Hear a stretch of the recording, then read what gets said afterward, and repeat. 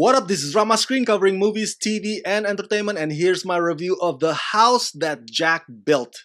Let's rock this. Let me just start by saying that I generally am not a fan of Lars von Trier. Of all the movies that he's given us in the past, at least the ones I've seen, Melancholia put me to sleep, and I could think of other movies about sex addiction that are much better told than Nymphomaniac. For example, Choke. That was a good movie. Now, Dogville was actually okay, but I credited that mostly to Nicole Kidman's amazing performance and the impressive production design. And I kid you not, I straight up walked out of Antichrist screening right after that clitoris scene. By that point, I stopped caring for whatever grieving theme that movie wants to convey, because clearly Lars von Trier, as always, just wants to press our buttons more than he wants to tell a story. So honestly, to this day, I still don't understand why certain cinephiles out there would hold him in such high regards as some kind of a master provocateur or this edgy, controversial, taboo artist, when all I see is a guy who takes pleasure in triggering you. Having said all that, I have to admit, I actually enjoy The House That Jack Built. This is probably the first Lars von Trier's movie that I genuinely think is pretty damn good. Now, mind you, The House That Jack Built is a fucked up dark comedy. Real fucked up. It's absurd, it's outlandish, and of course, it's extremely disturbing. And Matt Dillon gives a killer performance, no pun intended. But seriously though, Matt will astound you. The story is set in the 1970s USA, where Jack, played by Matt Dillon, takes you through the 5 murderous incidents that define him as a serial killer.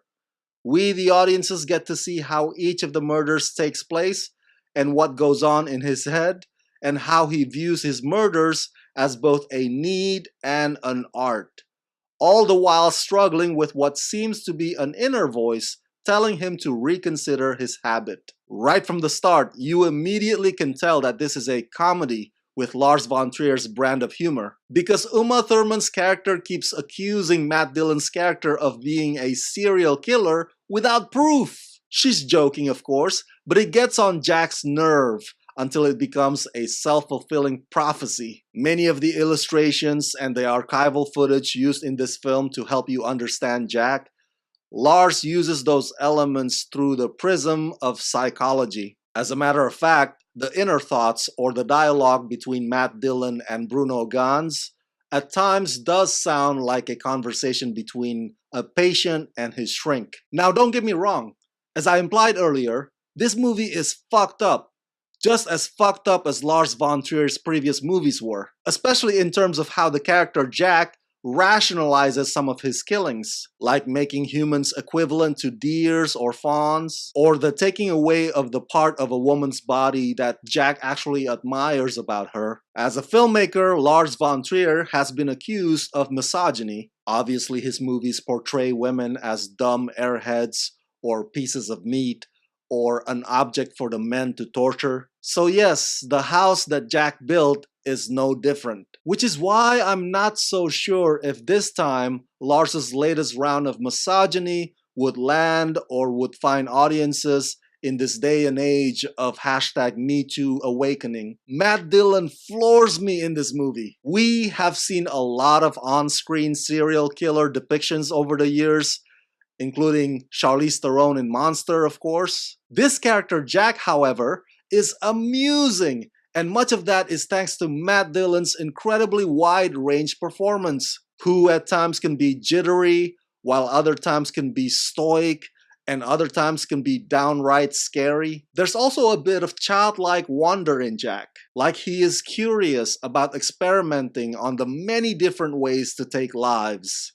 He strikes me as a man who gets easily bored. You can make the argument that the film's runtime could be trimmed down a bit, but I would disagree, because those illustrations and those build-ups and the epilogue, all of them have a hand in making Jack interesting and complex. And believe it or not, the psychology stuff is coherent. Some of the imagery can be viewed as a moving work of art, but at the heart of it, This is a journey into a serial killer's psyche and his downfall. Hilarious, but in a way that makes you feel uncomfortable every step of the way. Finally, a Lars von Trier movie that I don't hate. Took him long enough. So that's it. That's my review of The House That Jack Built. Share your thoughts in the comment section below and share this video with all your friends on the YouTubeverse. And as always, subscribe to my channel and ring the bell so you can get notified whenever I post new videos. Hey, if you like this review and you want me to make more, please contribute monthly to help support this channel at Rama Screen Patreon page. Become my patrons today at patreon.com/ramascreen. Let's rock this.